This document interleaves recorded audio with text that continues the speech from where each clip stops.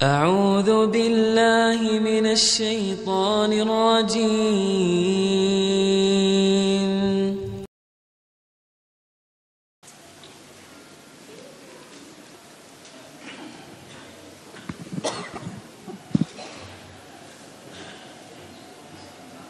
Assalamualaikum warahmatullahi wabarakatuh.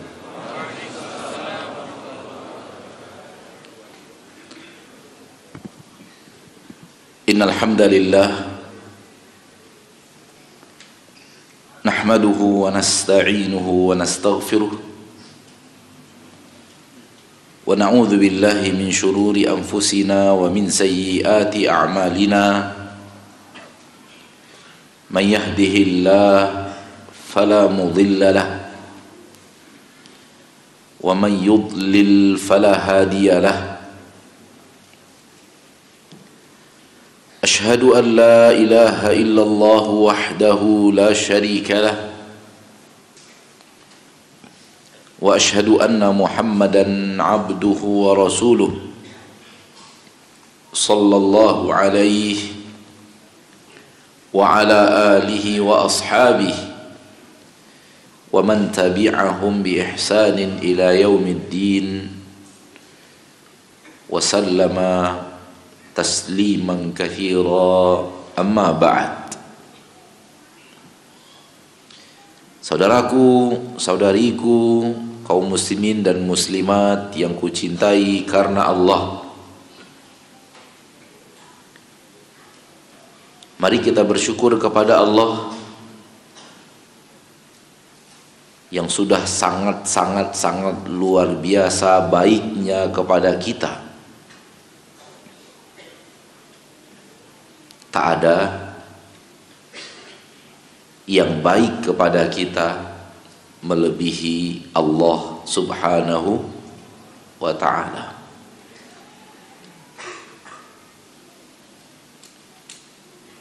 Tak ada seseorang yang lebih baik kepada kita melebihi baiknya Allah.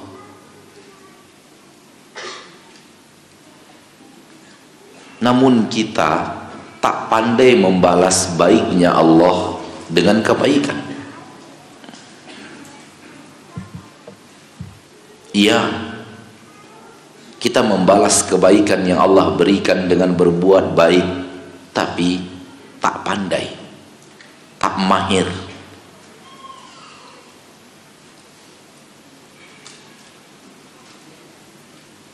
Terbukti masih sering melakukan kesalahan. Ini dengannya saya mengatakan tak mahir dan tak pandai berbuat baik kepada Allah. Karena yang pandai berbuat baik kepada Allah dan mahir berbuat baik kepada Allah, kesalahannya itu harusnya tak sering. Kesalahannya terjadi sekali-sekali. Kita sekali-sekali juga, cuman beda. Yang mahir mungkin sekali dalam 2 bulan, sekali dalam 3 bulan. Kalau kita sekali pagi, sekali siang, sekali sore.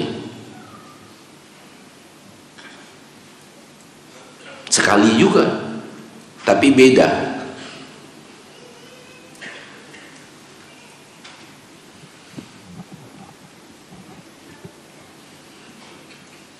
Oleh karena itu, saudaraku, saudariku, kaum muslimin dan muslimat, pertama sekali saya mengajak kita semua, mari kita berbenah diri dalam bermuamalah kepada Allah.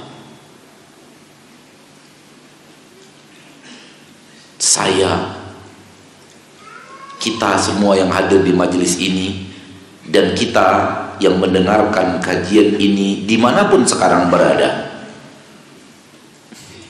mari kita berbenah diri, berbenah amalan, berbenah budi pekerti, dalam bahasa lain berbenah perangai.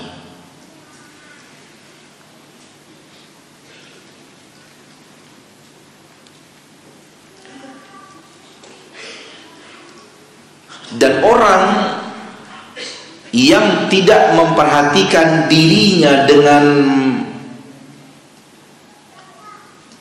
dengan tajam. Orang yang tidak memperhatikan dirinya dengan serius, memperhatikan dirinya dengan serius, zaman sekarang ini biasanya gampang ditipu iblis. Gampang banget.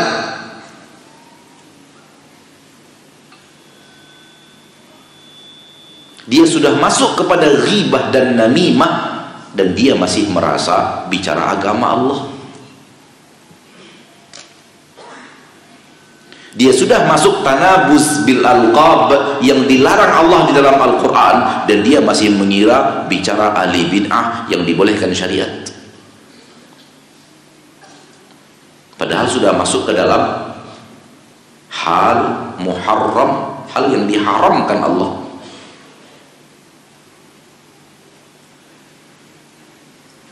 Kalau itu nasib orang yang sudah belajar agama, rajin ngaji dan berjenggot, apa nasib umat yang tak seperti Anda, yang jauh dari masjid, malas pengajian, dan tak mau pelihara jenggot yang diperintahkan Nabi tercinta?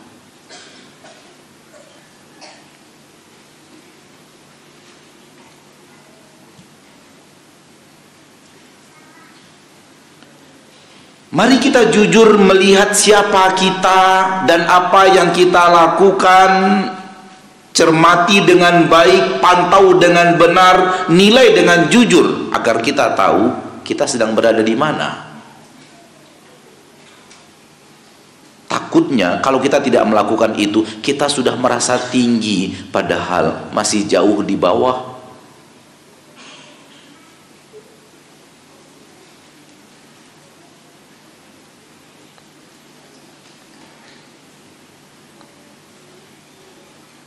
Betapa seringnya kita bertemu orang-orang yang merasa dia sudah baik, dia sudah baik, dia sudah baik, dia sudah baik.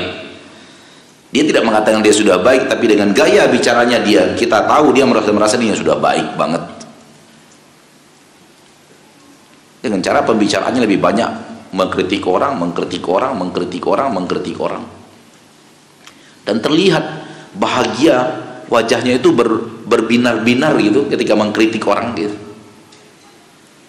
Tahukah Anda, wahai muslim, wahai muslimah, harusnya Anda sedih membicarakan orang lain berada dalam kesalahan, bukan bahagia.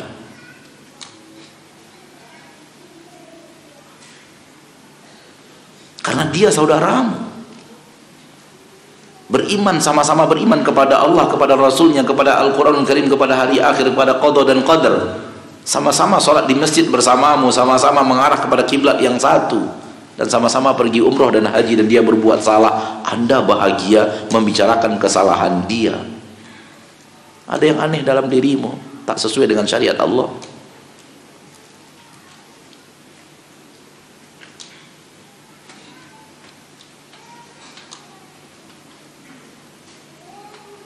Maka jangan pernah kira ketika para ulama mengkritik ahli bid'ah, mengkritiknya karena bahagia mengkritik orang muslim salah. No. Engkau sudah masuk jebakan iblis. Para ulama berbicara membantah Mu'tazilah, membantah Jahmiyah, membantah Asy'ariyah dan yang lainnya, karena harus diterangkan kebenaran. Satu, agar yang berada di titik yang salah bergerak kepada yang benar, agar yang sudah benar jangan masuk kepada yang salah.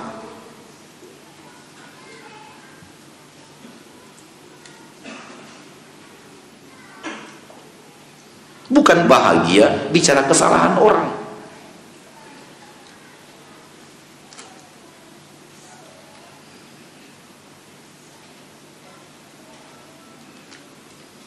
Kalau bahagia bicara kesalahan orang, Anda sudah merasa diri Anda di atas. Kalau sudah merasa diri di atas, kapan akan introspeksi diri untuk lebih naik lagi, lebih naik lagi, lebih naik lagi? Takkan terjadi. Tahukah Anda yang disuruh Allah apa? Merasa diri masih di bawah, kejar lagi, kejar lagi, kejar lagi, kejar lagi, pacu yang lain lagi, pacu yang lain lagi, pacu yang lain lagi, begitu terus sampai mati. Itulah dia fastabiqul khairat, itulah dia wasari'u ila magfiratin min rabbikum wa jannah, itulah dia sabiqu ila magfiratin min rabbikum wa jannah, itulah dia wa fi dzalika falyatanafasil mutanafisun. Wasari'u dalam surat Ali Imran, sabiqu dalam surat Al-Hadid, dan wa fi dzalika falyatanafasil mutanafisun dalam surat Al-Mutaffifin. Perintah untuk berlomba-lomba mengejar ampunan Allah, berlomba-lomba mengejar surga Allah, saling kalah mengalahkan, tanafus. Sedih dia melihat orang lain 1 juz 1 hari, dia di bawah itu. Lalu dia kejar orang itu 1 juz setengah 1 hari.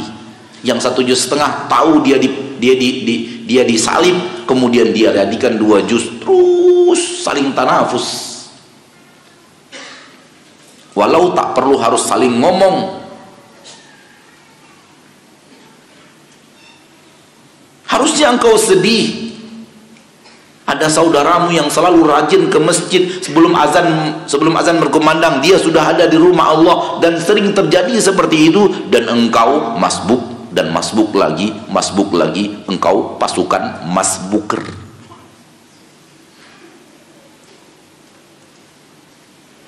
Dan santai saja. Jadi jemaah masbuk terus satu hal yang tak ada salahnya. Di mana tak ada salahnya?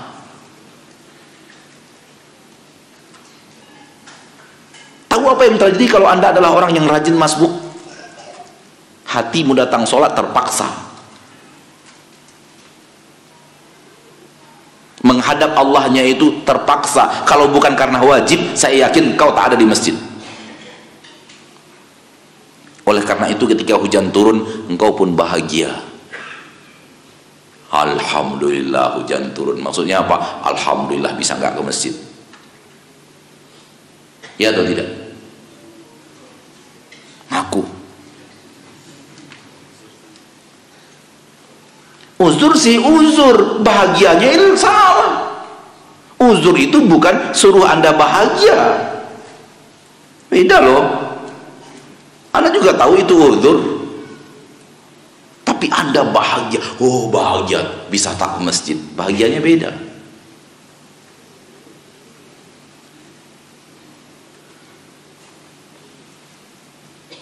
Beda antara menjalankan uzur tanpa bahagia, menjalankan bahagia ada uzur gitu. Karena apa? Karena ke masjidnya itu terpaksa. Cintanya tak ada di masjid. Sehingga ketika ada uzur bahagia. Antum pernah pacaran nggak? Yang pernah pacaran aja deh. Mau malam minggu hujan, bahagia apa nggak bahagia hujan turun? Nggak bahagia kan? Kenapa? Yayangmu nggak bisa dikunjungi. Itu kalau sudah cinta, Pak De. Sekarang Anda bahagia hari hujan. Cinta monyet kata kekasihmu. Sayang, saya cinta padamu. Ayo datang sini, maaf hari hujan, gitu. Beda loh, hati-hati. Saya tidak mengatakan pacaran itu boleh ya, tapi lihat gambaran cinta. Kalau orang cinta itu hujan turun dia kesel. Gara-gara hujan saya nggak bisa ketemu orang yang saya cintai. Bukannya bahagia.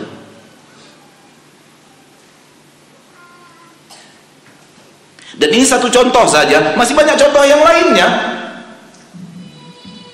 Di mana kita datang melakukan ibadah kepada Allah, kalau bukan karena wajib, saya yakin kita tak kerjakan.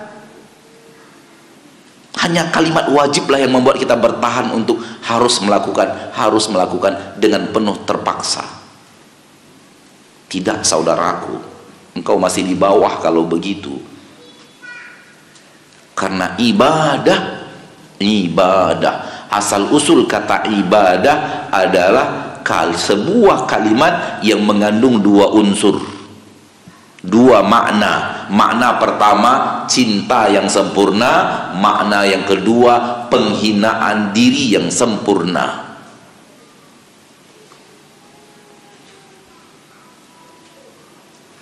Yang pertama apa? Cinta yang sempurna. Dua apa? Penghinaan diri yang sempurna. Gabungkan dua itu, jadilah dia ibadah yang sempurna. Manakala engkau datang dengan kecintaan sempurna dan penghinaan diri yang sempurna. Jadi engkau bahagia manakala engkau menghinakan dirimu kepada Rabbmu, karena engkau mencintai dia dengan sepenuh cinta. Oleh karena itu, aneka ragam ibadah di dalamnya ada unsur penghinaan diri.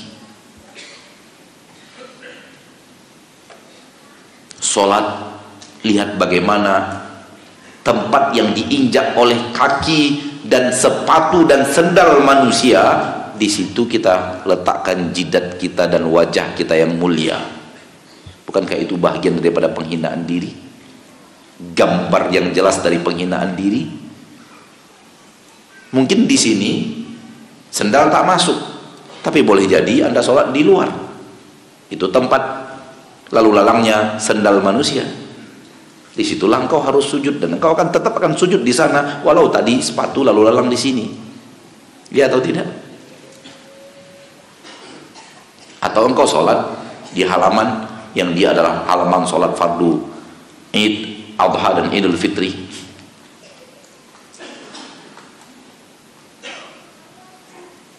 Sudahlah itu tempat di mana sepatu dan sendal lalu lalang, lalu engkau letakkan wajahmu di sana, kakimu engkau naikkan dari tempat itu. Telapak kakimu engkau angkat. Wajah berada pada posisi yang lebih rendah dari telapak kakimu sendiri. Ini gambaran penghinaan, bentuk penghinaan sempurna dalam penghambaan diri. Oleh karena itu haram dilakukan kepada selain Allah, siapapun itu. Belum lama ini kita dipertontonkan ada orang yang sujud kepada gurunya. Naudzubillahi min dzalik. Guru apa ini? Kalau ada guru nyuruh antum sujud kepadanya, campakkan guru itu. Dan jangan pernah datangi lagi untuk selama-lamanya. Karena sujud hanya boleh untuk Allah.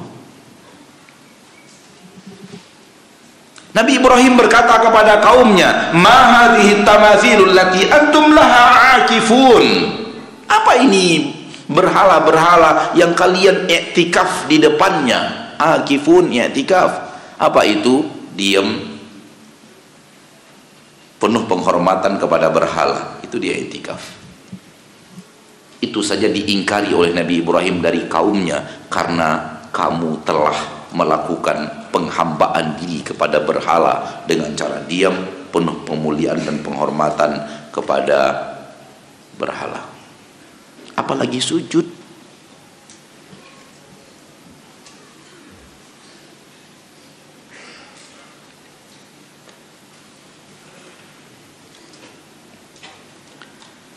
Saudaraku, saudariku kaum muslimin dan muslimat, kita semua adalah orang yang banyak melakukan kesalahan.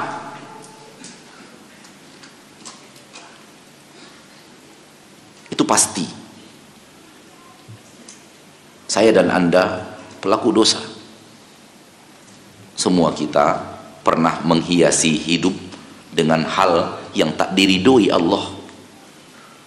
Kita pernah menggunakan organ tubuh kita untuk hal yang dimurkai Allah, dan itu tak sekali dua kali. Kalau suruh menghitung tak terhitung, karena sudah saking banyaknya yang dilupakan dibanding yang diingat. Kullu nadakar rajul, semua kita itu. Namun permasalahan yang ada adalah bukan siapa kita di masa yang lalu, namun siapa kita di masa yang akan datang.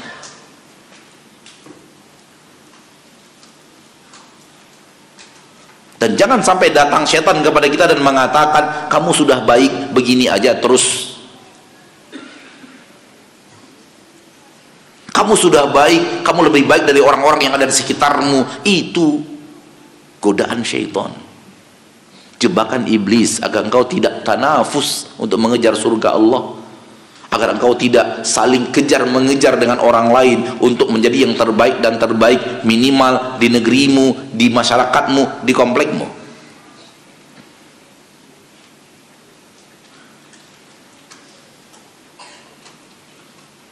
Tahukah Anda apa yang dilakukan para sahabat?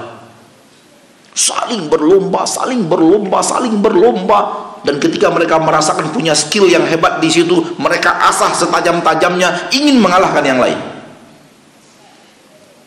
Sehingga lihat rekomendasi Rasul kita tercinta, umatku yang paling penyayang Abu Bakar, umatku yang paling tegas Umar bin Khattab, sehingga syaitan takut bertemu dengannya. Umatku yang paling pemalu Uthman bin Affan. Maukah engkau wahai Ali di posisiku bagaikan Harun di posisi Musa? Akan tetapi tak ada nabi setelahku wahai Ali. Umatku yang paling mengerti menakal halal dan haram adalah Mu'ad bin Jabal.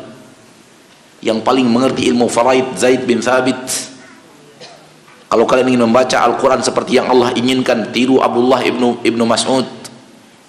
Penghafal hadis terbanyak Abu Hurairah. Nampak? Kenapa bervariasi? Karena mereka saling pacu berpacu dan mengalahkan yang lain dalam skill pribadi mereka.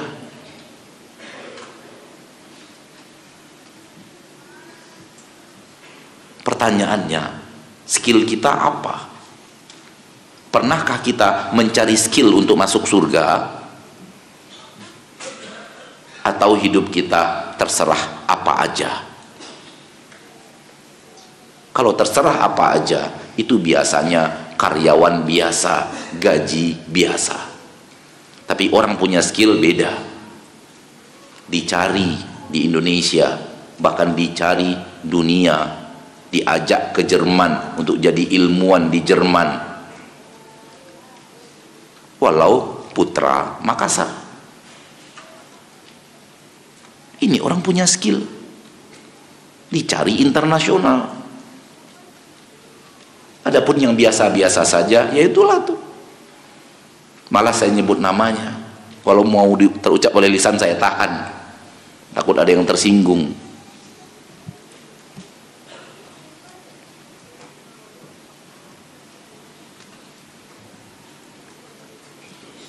Saudaraku, saudariku, kaum muslimin dan muslimat, semua kita hidup di permukaan bumi ini untuk diuji Allah. Dan materi ujian itu adalah dua. Satu, Allah letakkan di dalam dirimu sesuatu yang menyuruh engkau mundur, namanya hawa nafsu, disebut dengan syahwat.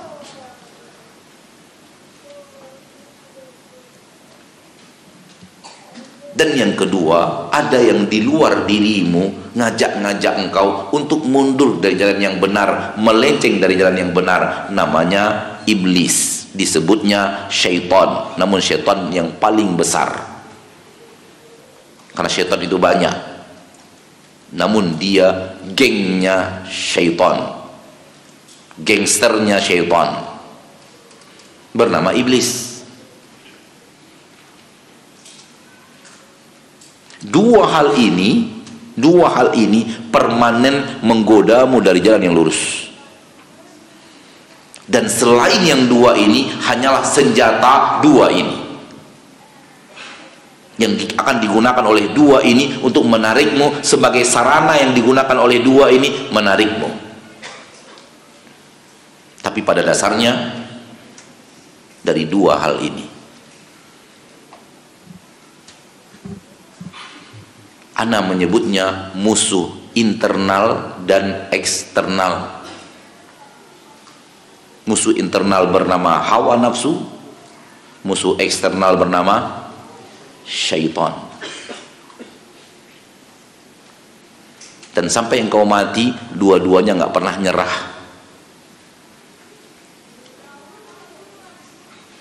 Syaitan tak akan pernah frustasi menarikmu dari jalan yang lurus untuk masuk ke dalam jalan yang salah sampai engkau dapat husnul khotimah.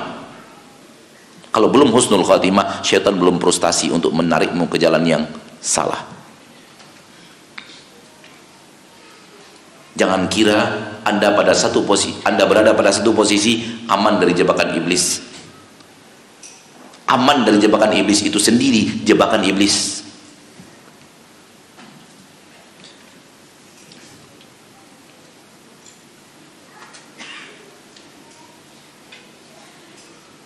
Maka hiduplah menjadi seorang muslim dan muslimah yang selalu perhatian, yang selalu bangun, tak lalai, yang selalu hati-hati, tak serampangan, meletakkan kaki di tempat yang benar, jangan sampai kena duri. Karena jalan yang kau tempuh hari demi harinya penuh duri, saudaraku. Disiapkan oleh iblis dan bala tentaranya, dan disiapkan oleh hawa nafsumu sendiri. Engkau harus milih-milih di mana kakimu engkau letakkan.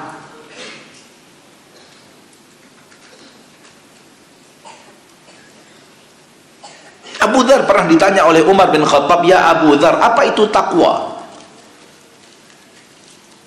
Kata Abu Dzar, "Pernahkah engkau berjalan di jalan penuh duri?" "Iya." "Lalu apa yang kau lakukan?" "Pilih-pilih tempat di mana aku letakkan kakiku, itulah dia takwa." Anda sekarang ketika berjalan hari demi hari, pilih-pilih letak kaki atau asal jalan. Kalau asal jalan, aku tahu engkau sering tertusuk duri.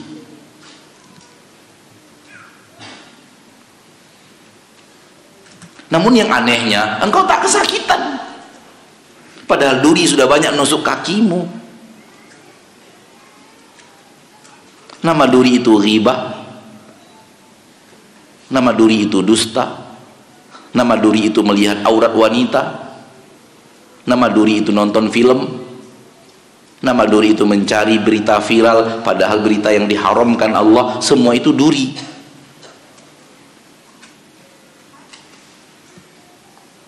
Engkau tertusuk duri, engkau santai saja. Itu pertanda hatimu sepertinya sudah mulai tak merasakan sakitnya kena duri. Dan itu indikasi bahaya loh. Hati yang tak sakit melakukan maksiat itu indikasi berbahaya. Para ulama mengatakan, wa ma bijurhin limayyitin ilamu. Sebuah luka tak akan memberikan rasa sakit kalau yang dilukai itu mayat. Maka sebuah maksiat yang kau lakukan tak membuat hatimu sakit, hati-hati, indikasi hatimu sudah menjadi mayat.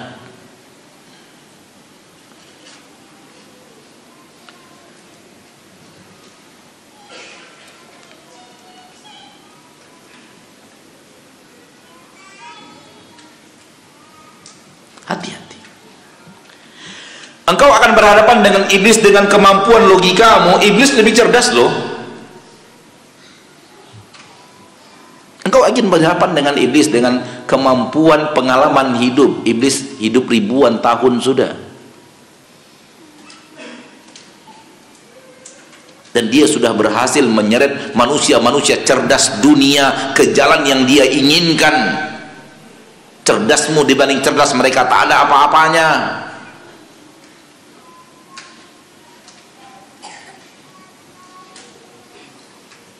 Jangan bicara apapun dan senjata apapun bermain dengan iblis kecuali hanya satu senjata. Pegang teguh Al-Quran dan hadis di atas pemahaman salafus saleh.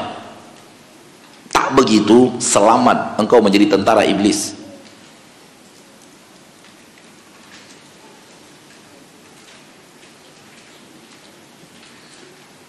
Hanya itu cara agar selamat dari tipu daya dan aneka ragam jebakan-jebakan iblis yang dia siapkan untuk menjebak dirimu keluar dari jalan yang lurus.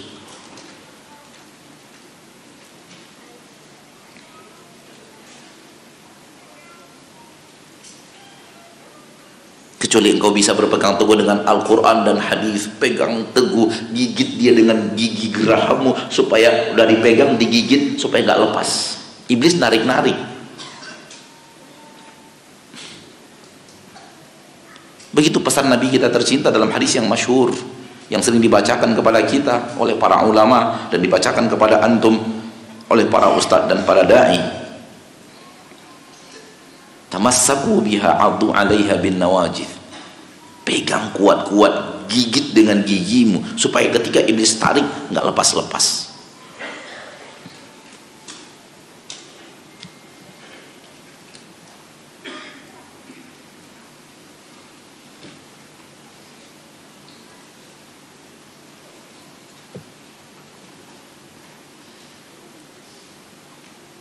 Ayo saudaraku, ayo saudariku, mari kita introspeksi diri kita agar kita sadar bahwa kita sebenarnya masih terlalu jauh loh dari jalannya salafus saleh.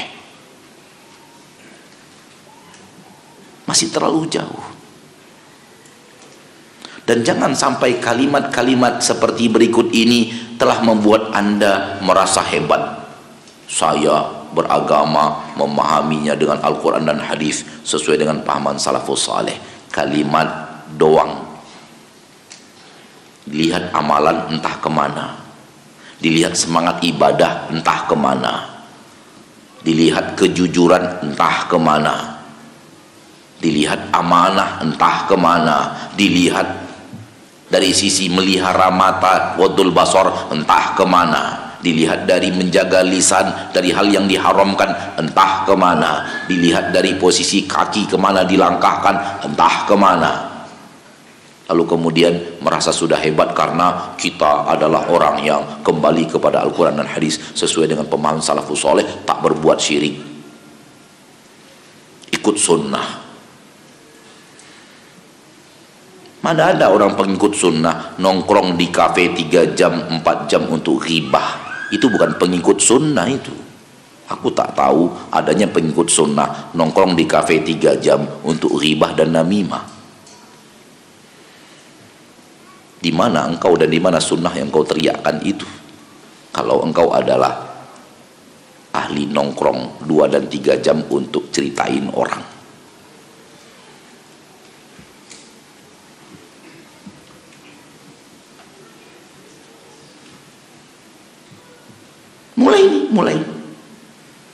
Mulai banyak pencinta-pencinta sunnah, jenggotnya sudah luar biasa panjang, nongkrong di kafe 2 atau 3 jam, ngobrol nggak jelas.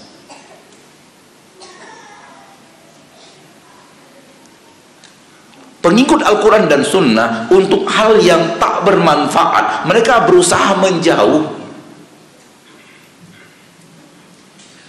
Ini pengikut Al-Quran dan sunnah, ini salafus saleh. Hal yang tak bermanfaat, mereka berusaha menjauh, apalagi dosa.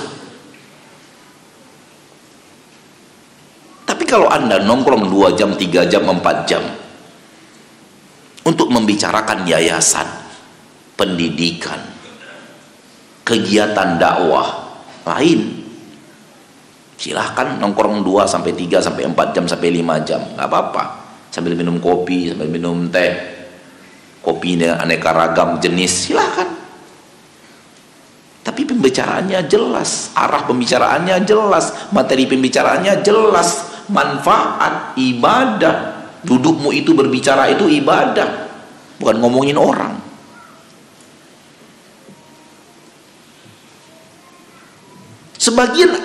Sebagian suami sudah pada ngeluh ke kita, kepada ustadz.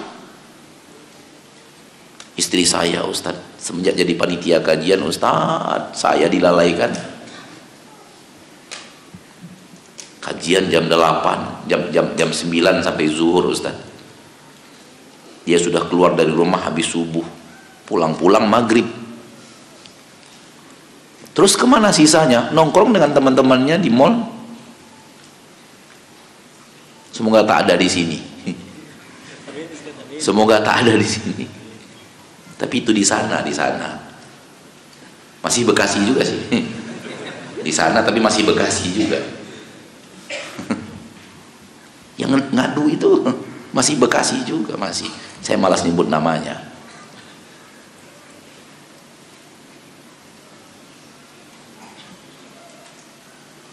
Wanita salafus saleh, Allah katakan waqarna fi buyutikunna.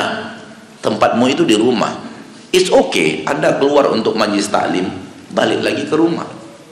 Bukan iblis keluarkan Anda majlis taklim, itu hanya daya tarik tertentu untuk dibawa Anda ke mall setelah itu.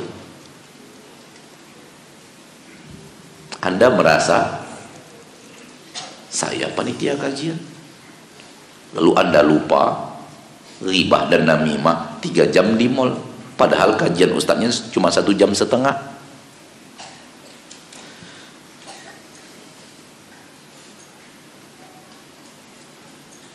Jangan katakan kepadaku, ustadz ngarang, kami tak begitu, engkau tak begitu, yang lain ada. Kalau engkau tak begitu, alhamdulillah, puji Rabbmu. Kalau begitu tinggal taubat. Hak suami lebih tinggi daripada hak pengajian. Kewajiban melayani suami di rumah lebih tinggi daripada kewajiban menjadi panitia kajian. Dan ketika suami tak ridho engkau keluar untuk pengajian, engkau keluar juga, aku tahu engkau tak berpegang teguh dengan Al-Quran dan Sunnah. Karena perintah Al-Quran dan Sunnah, taati suamimu, bukan mau kamu apa sebagai seorang istri. Alasannya nuntut ilmu itu wajib. Iya, tapi tak bertabrakan nuntut ilmu yang wajib dengan taat kepada suami.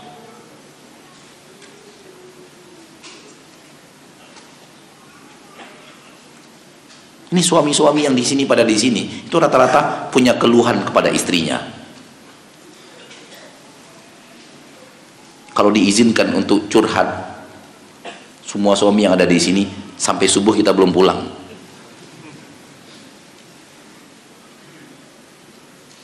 Itu artinya apa? Masih banyak yang harus kita benahi. Antum jangan kira antum saja, istri antum kalau anda perlakukan sama juga. Suruh para istri curhat di sini tentang suaminya sampai subuh kita belum pulang.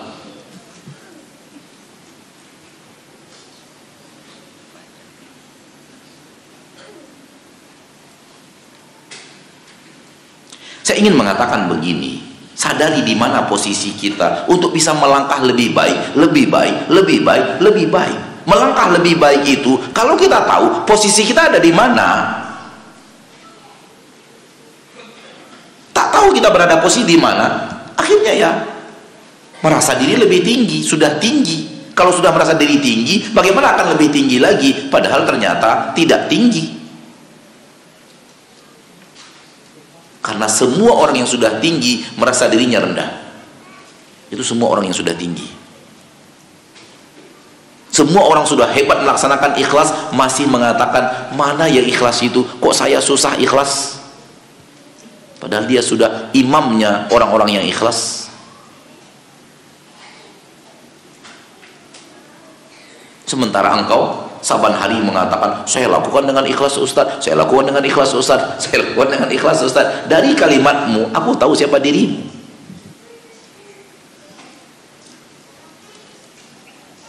Imam Ahmad mengatakan, rasanya tak ada satu amalan yang saya kerjakan dengan keikhlasan yang benar-benar ikhlas. Itu Imam Ahmad loh. Imam Sufyan Ats-Tsauri mengatakan, aku tidak pernah memperbaiki sesuatu dari amalku yang lebih payah dan berat lebih daripada memperbaiki niatku. Engkau dengan gampangnya mengatakan, saya ikhlas kok Ustaz, saya ikhlas kok Ustaz, saya ikhlas kok Ustaz, saya lakukan dengan penuh ikhlas, dengan penuh ikhlas. Para ulama besar teriak, engkau merasa nyaman dan aman-aman saja dan gampang saja untuk ikhlas. Apakah engkau lebih hebat ikhlas daripada Imam Ahmad dan Imam Sufyan Ats-Tsauri? Engkau lebih mahir untuk ikhlas dalam amal dibanding mereka yang disaksikan oleh dunia internasional keilmuan mereka, kezuhudan mereka, ketakwaan mereka kepada Allah, kehebatan mereka memegang sunnah.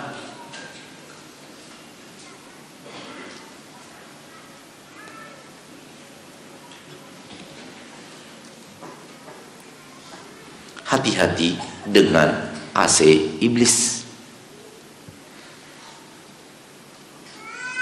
AC nyaman sehingga engkau membuat engkau ngantuk, tenang, teduh.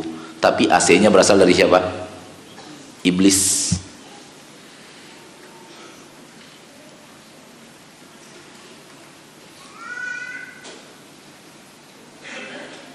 Orang yang bertakwa kepada Allah selalu takut dan takut neraka Allah. Pertanyaannya adalah, kapan takut neraka Allah itu benar-benar membara di dadamu?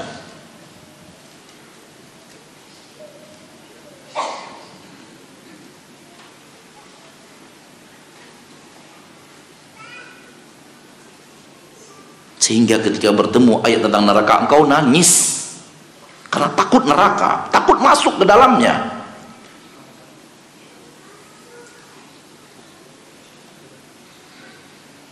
Pernah Ustadz kejadian, kapan? 15 tahun yang lalu, ketika saya baru hijrah.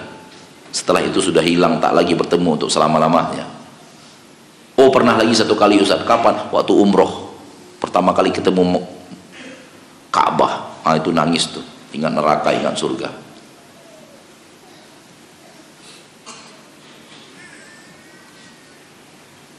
Utsman yang sudah dijamin Allah dengan surga, setiap melihat kuburan nangis, setiap di samping kuburan nangis. Itu Utsman yang sudah dapat jaminan surga. Dan ditanyakan kepadanya, ada apa engkau nangis? Utsman mengatakan, kuburan adalah awal perjalanan akhirat. Di sini kata kuncinya, selamat di sini, selamat di sana, celaka di sini, celaka di sana. Dan betapa banyaknya kita sekarang mengantar mengantar jenazah ke pemakaman sambil ketawa-ketawa. Orang lagi menguburkan, orang lagi dia ketawa di bawah pohon, entah apa yang dia ceritakan dengan teman-temannya. Tak ada khusyuknya pergi mengantar jenazah, tak ada khidmatnya, tak ada ingat akhiratnya. Padahal untuk itulah disyariatkan mengantarkan jenazah, agar engkau ingat suatu saat engkau akan diperlakukan sama oleh orang-orang kepadamu.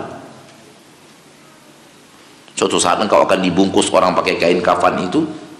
Suatu saat engkau akan diturunkan ke dalam tanah seperti engkau sekarang menurunkan seseorang ke dalam tanah, dan tanah itu akan diuruk di badanmu dan mereka diinjak-injak dari atas supaya padat.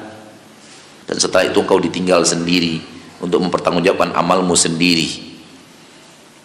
Tak ada istri yang mencintai yang bertahan di kuburanmu sampai 24 jam.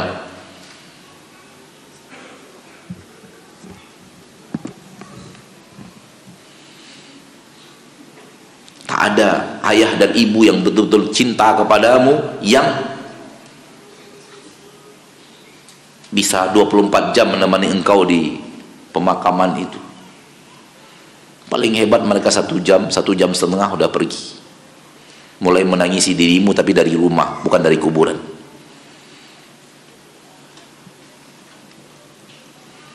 Tinggallah engkau seorang diri mempertanggungjawabkan amalmu. Apa yang engkau katakan seumur hidup, apa yang engkau lihat seumur hidup, apa yang engkau dengar seumur hidup, apa yang engkau kerjakan seumur hidup, kemana kakimu seumur hidup engkau langkahkan, apa yang engkau ambil, engkau terima, engkau catat dengan tanganmu, dan engkau tanda tangani dengan tanganmu.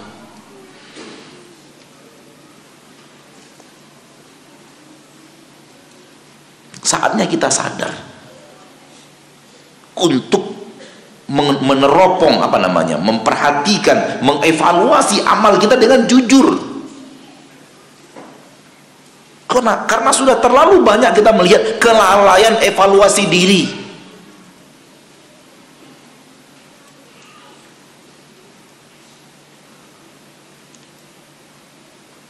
Sehingga ibadah datang dalam bentuk gambarnya saja, bukan hakikatnya. Ibadah itu gambarannya saja, hakikatnya nggak ada di situ. Sholatnya tidak khusyuk, berarti gambaran sholat saja, bukan sholat yang sebenarnya. Karena sholat yang sebenarnya ada dalam khusyuk itu.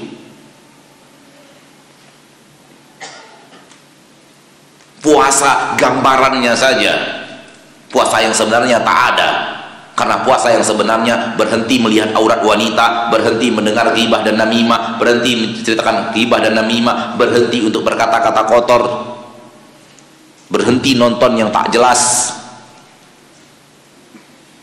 Itu dia puasa yang sebenarnya. Kalau Anda tak puasa seperti itu, maka Anda puasa gambaran puasa, bukan puasa yang sebenar-benarnya puasa.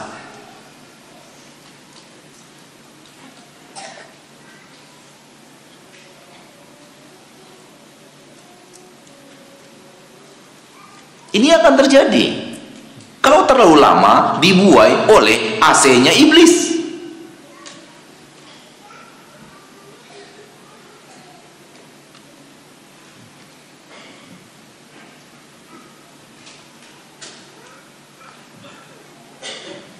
Maka saya mengingatkan diri saya sendiri, wallahi diri saya sendiri, hati-hati dengan jebakan iblis. Iblis itu halus banget jebakannya. Kalau kita tak hati-hati dan tak hati-hati, lewat. Selamat engkau ditarik dari jalan yang lurus tanpa terasa.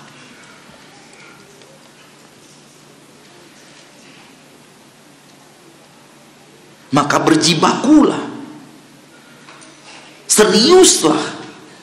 Lebih baik menuding diri di dunia tak benar ibadahnya untuk membenarkan daripada merasa ibadah sudah benar sehingga lalai aksi membenarkan.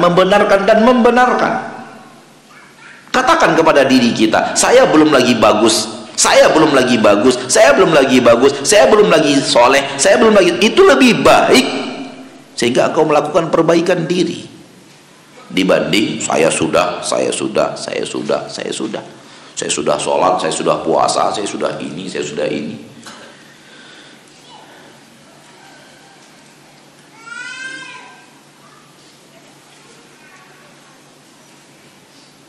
Kalau seandainya saudaraku, saudariku, kalau seandainya di majlis kita ini kita sepakat tak ada lagi majlis taklim sampai semua kita yang hadir di majelis taklim ini berhenti daripada ghibah, baru boleh ada majelis taklim yang kedua. Kira-kira majelis yang keduanya kapan ya?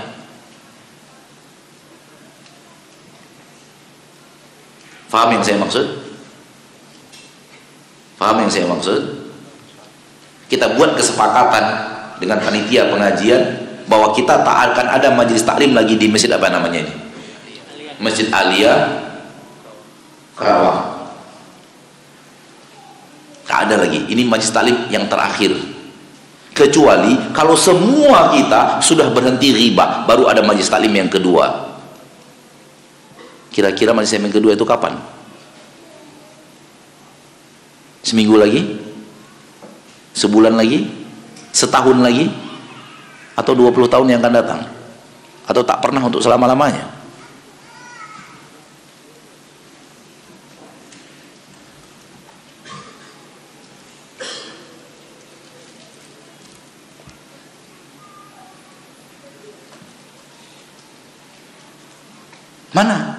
Mana yang katanya berpegang teguh dengan Al-Quran dan Sunnah dengan pemahaman salafus saleh itu? Di mana letaknya saudaraku?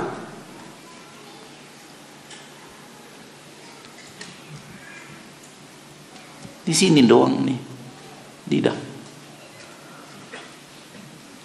diteropong dengan teropong hakikat yang sebenarnya dari amalmu tak nampak berpegang teguh dengan Al-Quran dan Sunnah itu. Dan teropong yang sebenarnya itulah yang akan terjadi di akhirat kelak, saudaraku, saudariku. Bukan yang Anda katakan di lidahmu pada hari ini engkau pengikut Al-Quran dan Sunnah dengan pemahaman salafus saleh. Itu ucapan lisanmu, tak laku di akhirat.